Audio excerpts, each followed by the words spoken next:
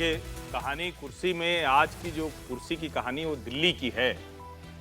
ED ने 6 घंटे की पूछताछ के बाद अमानतुल्लाह खां जो विधायक हैं आम आदमी पार्टी के, उनको गिरफ्तार कर लिया। और जब वो रेड हुई तो सबसे पहले उन्होंने ट्वीट कर दिया था, उन्होंने पोस्ट किया कि मेरी मदर इन लॉ हैं, वो बीमार हैं। और बड़ा बेतुका सा सवाल उन्होंने पूछा कि क्या अगर मेरी गिरफ्तारी हो गई और इनको कुछ हो गया तो उसका जिम्मेदार कौन होगा। ईडी की टीम अमानतुल्लाह खां से दिल्ली वक्फ बोर्ड से जुड़े मनी लॉन्ड्रिंग के मामले में पूछताछ करने के लिए पहुंची थी और वो गिरफ्तारी हो गई।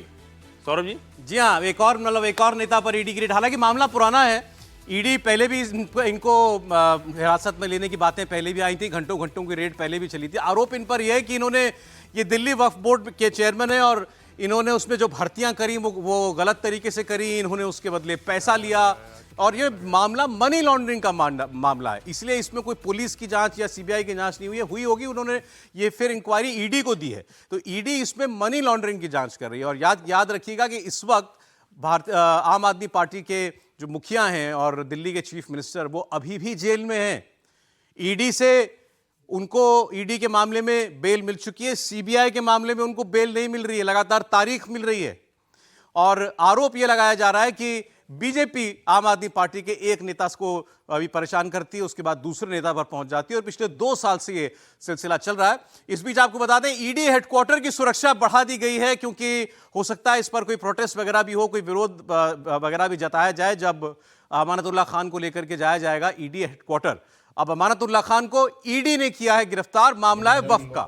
इसके बारे में हम लोग बात करेंगे व्यूअर्स, लेकिन वक्फ की बात को आगे बढ़ाते हुए कल एक बहुत बड़ा जलसा हुआ और उसमें all India Muslim personal law board के लोग पहुंचे हुए थे। सैफुल्लाह रहमानी साहब वो वहां पर मौजूद थे। एआईएमआईएम के नेता सांसद असदुद्दीन ओवैसी वहां पर थे। जमीयत उलेमाए हिंद के जो सरबराह हैं अरशद मदनी साहब वो वहां पर थे। वक्फ का जो अमेंडमेंट बिल है वो इस वक्त पार्लियामेंट में जेपीसी के पास है और ये बिल पास कुछ वक्त में हो जाएगा। सब इसमें किसी को ज्यादा शक नहीं है, उनको भी नहीं है जो इसकी खिलाफत कर रहे हैं, मुखालफत कर रहे हैं ओवैसी साहब। लेकिन जो वहां बातें कही गई हैं वो आपको जरूर सुननी चाहिए। वो आरोप लगा रहे हैं कि सरकार दरअसल ये बिल ला रही है मुसलमानों की जमीन हड़पने के लिए। अरबों खरबों की जमीनें हैं और वो जमीन हड़पना चाहती है सरकार, ये आरोप लगाया जा रहा है। तेलंगाना के महबूब नगर में ये जलसा जो है वो आयोजित किया गया था। असदुद्दीन ओवैसी बोले कि नरेंद्र मोदी हाथ धो के मुसलमानों के पीछे पड़ गए, देश के जितने और मसले सब उन्होंने साइड में रख दिए हैं। बेरोजगारी है, महंगाई है, हमेशा वो कहते हैं, उस पर कोई काम नहीं कर रही मोदी सरकार। केवल मुसलमान को कैसे परेशान करना है, मुसलमानों के पीछे कैसे पड़ना है, ये करने की कोशिश की जा रही है। फिर आए अरशद मदनी साहब। अरशद मदनी साहब ने कहा कि ये हमारे धार्मिक मामलों में दखल अंदाजी करना चाहते हैं। इससे पहले उन्होंने जब ट्रिपल तलाक के बिल को लाकर के यही कोशिश की थी तब भी हम इसके खिलाफ बोले थे। आज भी वही हो रहा है। और जैसा मैंने आपको बताया, all India Muslim personal board तो ये सीधे सीधे कह रहा है कि ये मुसलमानों की जमीन हड़पने की कोशिश है, लेकिन हम ये होने नहीं देंगे, किसी मुसलमान को ये बिल मंजूर नहीं होगा। सुनिए। अब ये कानून बनाने जा रहे हैं वक्फ का। ये वक्फ को मजबूत बनाने के लिए नहीं, अगर पूरी दुनिया में अगर कोई झूठों का सरदार है तो उसका नाम नरेंद्र मोदी है। और अब हुकूमत इनकी बन के 100 दिन भी नहीं हुए, आपने वक्फ का कानून ला लिया। आप अंदाजा लगाइए हमारे वजीर आजम की, उनकी हुकूमत की जहनियत का, कि रोजगार बेरोजगारी मसला है नहीं, किसान परेशान है नहीं, मगर किसके पीछे पड़ गए? मुसलमानों के पीछे। इस कानून को बदलने की कोशिश की जा रही है। और बदलना क्या, औकाफ की अमलाक को हड़पने की कोशिश की जा रही है। अगर वक्फ का यह कानून मंजूर हो गया, खुदा न खास्ता, तो यह मिल्लत इस्लामिया के लिए बहुत ही नुकसानदेह होगा और इस मुल्क के दस्तूर के लिए भी वो एक स्याह दिन होगा। 2013 के कानून में वक्फ बजरिए इस्तेमाल की शिक रखी गई। अगर खुदा न खास्ता ये कानून मंजूर हो गया तो मुमकिन है कि फौरी तौर पर गवर्नमेंट उस पर अमल करने की कोशिश नहीं करे, अमन अमान के लिए। लेकिन आज से 50 साल के बाद ऐसे फिरका परस्त लोग खड़े हो जाएंगे कि हमारी कोई जगह महफूज नहीं रहेगी। हमने उसी दिन ये बात कही थी कि हमें ये बिल ही मंजूर नहीं है। वक्फ का कानून जो बना हुआ है वो काफ़ी है। जो लोग ये कहते हैं कि इससे मुसलमानों के वक्फ की हिफाजत होगी और मुसलमानों को फ़ायदा होगा, हम इसको झूठ समझते हैं, मकर व फरेब समझते हैं।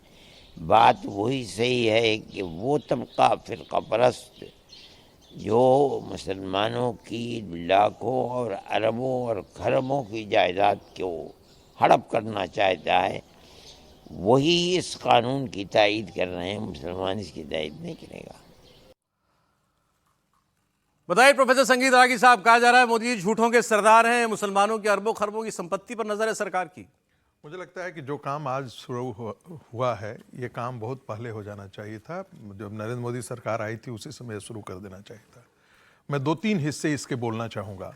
ये वक्फ की प्रॉपर्टी है क्या? ये भारत पाकिस्तान का जब बंटवारा हो रहा था तो बहुत सारे ऐसे मुसलमान थे जो एनिमी प्रॉपर्टी में वो जब संपत्ति जा सकती थी, उन्होंने एक वक्फ को सौंप दिया।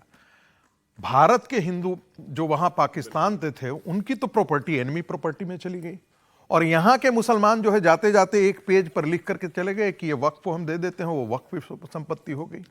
उसके अतिरिक्त ये जितनी संपत्तियां थी, मैं तो पहला मांग करता हूं कि वक्फ कानून ही ध्वस्त किया जाए, खत्म हो जाना चाहिए। काश कोई उठता और इस देश में हर गली और मोहल्ले में वक्फ कानून जो आया था उसकी होली जलाई जाती, जैसे वर्शिप एक्ट था उसकी भी होली जलाई जानी चाहिए। ये दोनों कानून जो हैं वो बेहद खतरनाक कानून है। जो संपत्ति इनकी है नहीं वो इन्होंने अपने इंक्रोचमेंट के तहत लिया है। 3.5 लाख एकड़ जमीन जो थी आज से कुछ वर्षों पहले थी, ये 7.5 लाख 4 लाख एकड़ जमीन कहां से एक्स्ट्रा 8.5 हो गई। ये कहां से जमीन आ गया भाई? इंक्रोचमेंट नहीं है तो आपने उसका जो क्लॉज है उसको आप एक एक करके बारीकी से देखें। 1954 से पहले तो था वक्फ बोर्ड, नेहरू ने उसमें लाया, नेहरू के बाद जो है वो नरसिंह राव के समय उसमें परिवर्तन लाया। सबसे ज्यादा खतरनाक परिवर्तन जो है वो यूपीए काल के दरमियान आया। आपने उसको ट्रिब्यूनल का दर्जा दे दिया है। वो ट्रिब्यूनल कौन सा है? वो मुसलमानों का ट्रिब्यूनल है, सब तो वहीं जा रहा है, उन्हीं को तय करना है। ऐसी स्थिति में आज तक मैंने इस प्रकार का ट्रिब्यूनल का कॉन्स्टिट्यूशन तो देखा नहीं है। आप सबसे ज्यादा मंदिर यहां पर कहां पर है? तमिलनाडु के अंदर है। तमिलनाडु के मंदिरों का कितने सरकारी संपत्ति उसको सरकार अपने कब्जे में लिए हुए है जी। जितने बड़े बड़े मंदिर हैं वो सरकार के कब्जे में है। यदि स्टेट रेगुलेट करती है तो ये कॉन्स्टिट्यूशन के अंदर है। Secular domain of even religious community can be regulated by the state. और यदि सरकार रेगुलेशन के लिए कर रही है, उनको यह पता करने के लिए कितना जमीन इन्होंने हड़पा है। ये कोई धार्मिक आजादी का मामला नहीं है जो बताया जाता है। नहीं है, बिल्कुल नहीं है, बिल्कुल नहीं है। ये सिर्फ मुस्लिम पर्सनल लॉ बोर्ड, जो कि एक कोई लीगल जिसकी एंटिटी नहीं है, कोई कॉन्स्टिट्यूशनल एंटिटी नहीं है, वो एक ट्रस्ट एनजीओ की तरह काम करता है जिसमें कुछ शेख सैयद मुसलमान हैं जो उसी के कंट्रोल में रहता है। ठीक है, इसलिए मुझे लगता है सर, लेकिन ये जितनी भी संस्थाएं हैं, all India Muslim personal law board, Jamiat Ulema Hind, इसके अलावा और उलेमा काउंसिल, फलाना बहुत सारी होंगी। ये अगर इसमें जाहिर है इसके अंदर बहुत आम मुसलमान का रिप्रेजेंटेशन नहीं है, लेकिन ये उस आम मुसलमान का मन बनाने का काम करते हैं ना, ये ओपिनियन बनाने का काम करते हैं। और वो ओपिनियन आपने सुन लिया अभी उनकी जो थी, देखिए सरकार तुम्हारी दुश्मन है। देखिए ये ओपिनियन इसलिए बन पा रहा है क्योंकि काउंटर नैरेटिव नहीं है, और काउंटर नैरेटिव जो है वो हमारे सिर्फ यहां टेलीविजन के कैमरे तक आकर के सिमट जा रहा है। कोई व्यक्ति जो है इस लड़ाई को सड़क तक ले जाएगा तो निश्चित तौर पर उसके लिए आपको चाहिए कि गली मोहल्ले में जाकर के गांव-गांव तक इन चीजों को आप बताएं। सड़क पर क्यों? इसलिए मैं कह रहा हूं कि लैंड जिहाद भी एक हिस्सा है। आप मजार जो आप देखें, आप जाकर के ये सब यहां उत्तराखंड के आप यदि जंगलों में अभी आप देखें, जंगल के अंदर 30 किलोमीटर एक मजार है, उसके बगल में दूसरा मजार है, उसके बगल में तीसरा मजार है। आप ऐसी चीजें, और फिर वो क्या कहा जाता है, वो वक्फ की प्रॉपर्टी थी। मेरा कहना केवल इतना, ये काम सरकार कर रही है, सरकार कानून बना रही है, वो करे। लोग क्यों सड़कों पर उतरे? इसके लिए तो सरकार को करना चाहिए ना। हर्षवर्धन त्रिपाठी जी। नहीं, देखिए मुझे लगता है कि लोग सड़कों पर उतरे, लेकिन वो गरीब मुसलमान उतरे। क्योंकि उसका हक लोग मार रहे हैं।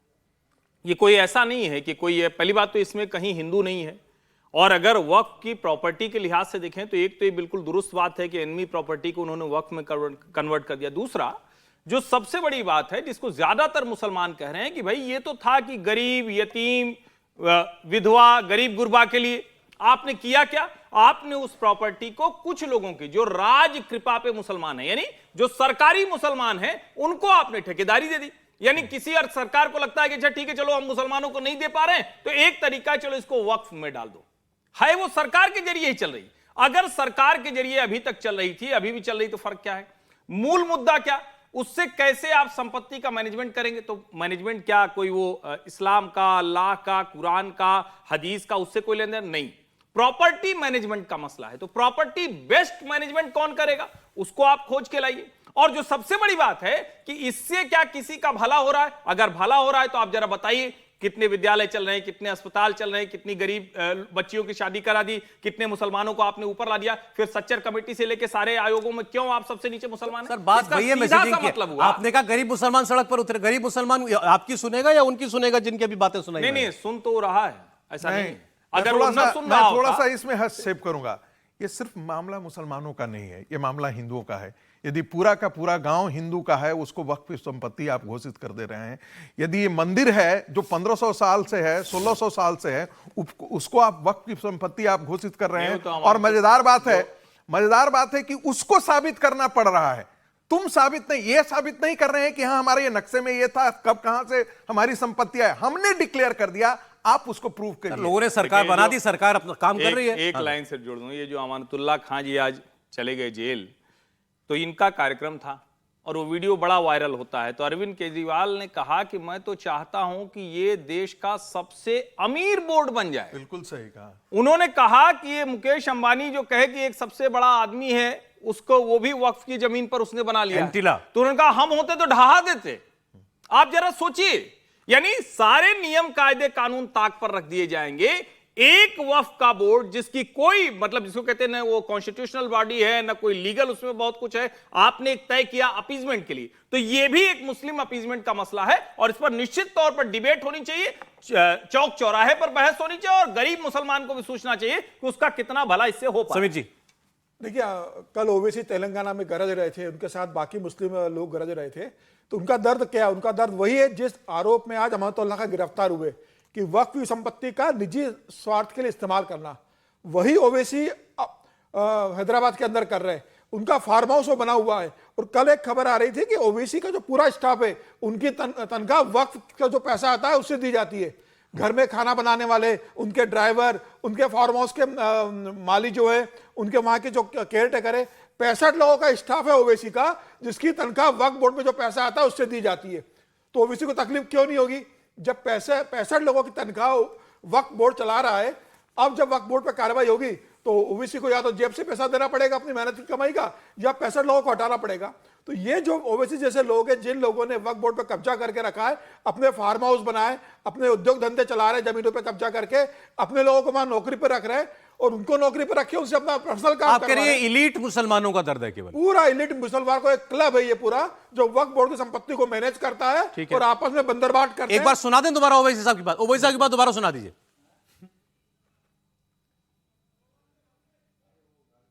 अब ये कानून बनाने जा रहे हैं वक्फ का। ये वक्फ को मजबूत बनाने के लिए नहीं, अगर पूरी दुनिया में अगर कोई झूठों का सरदार है तो उसका नाम नरेंद्र मोदी है। और अब हुकूमत इनकी बन के 100 दिन भी नहीं हुए, आपने वक्फ का कानून ला लिया। आप अंदाजा लगाइए हमारे वजीर आजम की, उनकी हुकूमत की जहनियत का, कि रोजगार बेरोजगारी मसला है नहीं, किसान परेशान है नहीं, मगर किसके पीछे पड़ गए? मुसलमानों के पीछे। अभी 200 दिन नहीं हुए सरकार को आया और वक्फ का कानून ला दिया, मुसलमानों के पीछे पड़ गए। विजय जी। सौरभ जी, अभी जितने आपने बयान सुनाए सारे लोगों के, सैफुल्ला साहब के, असदुद्दीन साहब के, अरशद मदनी के, उससे एक बात साफ हुई, जो सरकार को उस नैरेटिव पर काम करना चाहिए, या जो लोग इस पर काम कर रहे हैं, कि वो मजहब की, धर्म की बात नहीं कर रहे, वो प्रॉपर्टी की बात कर रहे हैं। और यदि आपको याद हो, मैं शुरू से ये कह रहा हूं कि ये मसला प्रॉपर्टी का है, धर्म का नहीं है।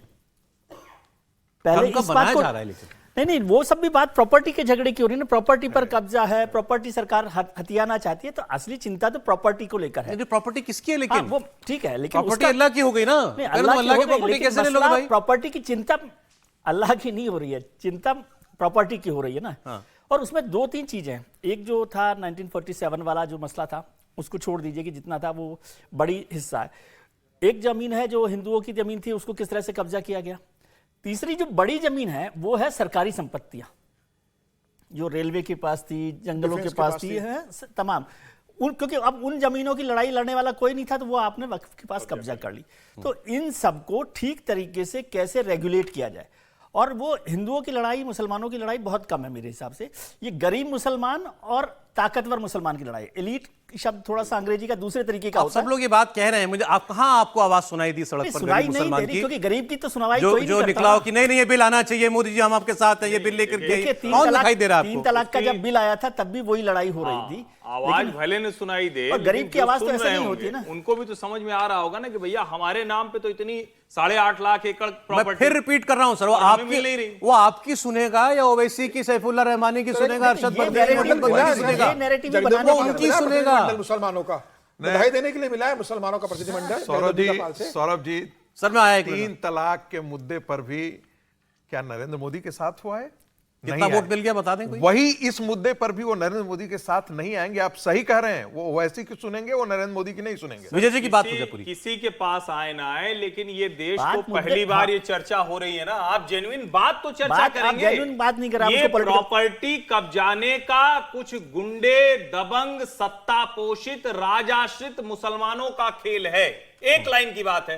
अब उसमें गरीब मुसलमान कितना खड़ा होगा, नहीं खड़ा होगा, और वो नहीं खड़ा होगा तो इस देश के कॉन्स्टिट्यूशन ने, जो भी डेमोक्रेटिकली इलेक्टेड गवर्नमेंट है, उसको राइट्स दिए हैं कि जो भी गरीब है उसके साथ तो खड़ा हो। फिर वो हिंदू मुसलमान नहीं, राइट्स नहीं दिए, मैं कह रहा हूं सरकार की जिम्मेदारी है। सरकार की जिम्मेदारी है कि वो उसके साथ खड़ा हो। और ये आप बहस को अलग तरीके से ले जा रहे हैं कि नहीं उसको कितना वोट मिला नहीं मिला, ये मसला ही नहीं है। ये सरकार की जिम्मेदारी है। मेरी बात सुने आप, मसला इसलिए है क्योंकि वो ये सब लोग उन्हीं लोगों को सड़क पर लाएंगे इसके खिलाफ, उनकी कोशिश यही है। कोई बात नहीं, मैं ये कह रहा हूं कि वो तो तलाक के वक्त भी लाए थे, 3 तलाक के वक्त भी। मैं ये कह रहा हूं कि एक इस शब्द पे फिर से मैं आपत्ति जाहिर कर रहा हूं, जब आपने कहा एलीट मुस्लिम। एलीट शब्द जो है ना, एक डिफरेंट कोनोटेशन वाला शब्द होता है। ये में भी एलीट होते हैं।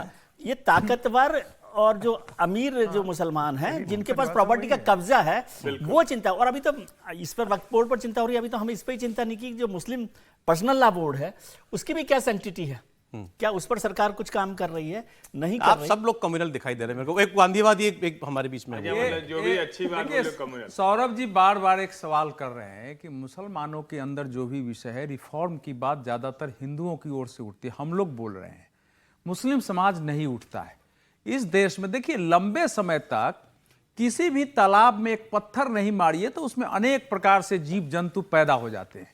उसी प्रकार से इस देश में मुसलमानों से संबंधित जो संस्थाएं रही हैं, जो विषय रहे हैं सामाजिक, उसको छुआ ही नहीं गया। जब आप नहीं छूते हैं तब वेस्टेड इंटरेस्ट के लोग भयानक रूप से पैदा हो जाते हैं। वो अपने समाज को मजहब के नाम पर डराते हैं कि देखो ये हमारे मजहब को टच कर रहा है। बिल्कुल। तो ये स्थिति इस समय पूरे देश में वक्फ को भी लेकर है, बाकी विषयों को लेकर भी है। अब मैं जो हमारा देश है, आप देखिए 19वीं सदी में ही, 20वीं और 21वीं सदी में, थोड़ा सा एक दिन हर्षवर्धन जी ने उठाया था, ज्यादातर प्रमुख मुस्लिम देशों ने वक्फ में काफी रिफॉर्म कर दिए, डिजिटलाइज कर दिया, नाम बदल दिया। अब आप सोचिए टर्की में जो है वो वक्फ है ही नहीं, उसका नाम क्या है, डायरेक्टरेट ऑफ फाउंडेशंस की तरह आप जाम देते हैं तो वो देखा जाता है। कुवैत में देख रहा हूं कि मिनिस्ट्री ऑफ इंडोमेंट देखता है। सऊदी अरब मैंने सभी ने डिजिटलाइज किया है, चेंज किया है। क्यों? भारत के अंदर इस क्यों का जवाब तो दे दीजिए, क्यों वहां हो गया? नहीं, इसलिए रिफॉर्म किया कि उनको जैसे जैसे समय बदला है, अगर उस देश को थोड़ा भी प्रोग्रेसिव बनाना है तो वो जो कुछ लोगों के कब्जे है बाकी उसको निकाल के मॉडर्नाइज करना। सर वहां क्योंकि आवाम भी मुसलमान और सरकार भी मुसलमान, तो यहाँ पर आवाम मुसलमान है और सरकार उनको दिखाई देती है हमारे खिलाफ है। एक पहलू और है इसका। देखिए, वक्फ का मैंने पहले भी कहा, वक्फ एक्ट में तभी संशोधन हुए हैं जब सामने वाली सरकार संकट में रही है या कोई पॉलिटिकल आपने पहले बताया था ये बात। 1954 में यह कानून बना था, लेकिन 1964 जो कांग्रेस के लिए खासकर नेहरू जी की जो चीन युद्ध में पराजय के बाद का पूरा एक माहौल था, उसमें कई कानून बने हैं, उसमें यह सारा वक्फ बोर्ड और बाकी चीजें बनी। उसके बाद इंदिरा गांधी के समय थोड़ा उसमें हुआ है। फिर नरसिंहा राव जब बाबरी विध्वंस के बाद उन पर जब बहुत प्रकार के अटैक हुए हैं तो कई कानून बनाए, और सिर्फ उसी में से फिर ये था। फिर यूपीए सरकार जब जाने लगी है तो 2013 में उसने और ज्यादा पावर इसको दे दिया। तो अभी तक जो वक्फ बोर्ड से संबंधित अधिकार और लोग तो मुस्लिम लीडर्स तो कह रहे हैं कि इस वक्त नरेंद्र मोदी भी संकट में, इसीलिए ये काम कर रहे हैं। हमेशा कांग्रेस केंद्रित या कांग्रेस के प्रमुखता वाले राज्यों में उसके पॉलिटिकल समय में मुसलमानों की वोट की दृष्टि से उसको सशक्त किया गया, लेकिन इसमें रिफॉर्म की आवश्यकता है, स्वयं मुसलमानों के लिए भी आवश्यक है। जैसे कह रहे हैं कि अगर इस देश में शक्तिशाली बता रहे राज्य आश्रित उस प्रकार से जो कुछ मुसलमानों का देश भर में इकट्ठा है, जिन्होंने कब्जे किए हैं, उनसे बाहर निकाल के उसके उद्देश्य की। हर्षवर्धन जी, देखिए एक लाइन सिर्फ इसमें, बड़ा अच्छा सवाल आपने पूछ लिया, और ये मैंने भी जिस दिन कहा था उसके तुरंत बाद ये सवाल आया कि भाई वो तो मुस्लिम देश है तो उनको क्या है, लेकिन वहां भी उन्होंने किसी रिलीजियस व्यक्ति को उसकी जिम्मेदारी नहीं दी। उसकी जिम्मेदारी राज्य में जो संपत्ति प्रबंधन करते हैं उनको दी है। और अगर हम इसको बहुत एकदम उस तरह से मान लें कि चलो ठीक है ये मुसलमानों के भले के लिए होगा, तो कौन भला कर सकता है? भला तो वो करेगा ना जो उस संपत्ति पे अगर 12,000 करोड़ रुपए जहां आने थे वहां 200 करोड़ रुपए आ रहे हैं, 8.5 लाख एकड़ प्रॉपर्टी पे कोई कुछ किसी तरह का कोई रिटर्न ही नहीं, जिसको हम कहते हैं कि आरओआई अगर है ही नहीं है तो भैया इन्वेस्टमेंट क्यों करोगे? और फिर कोई अल्लाह को जमीन देगा क्यों? अगर अल्लाह के जो बंदे हैं उनका कोई भला नहीं हो रहा है, तो ये पूरी तरह से प्रॉपर्टी मैनेजमेंट का मसला है। ये भारत सरकार को भी इसको एक प्रॉपर्टी मैनेजमेंट बोर्ड की तरह देखना चाहिए। वक्फ पूरी तरह से खत्म किया जाना चाहिए।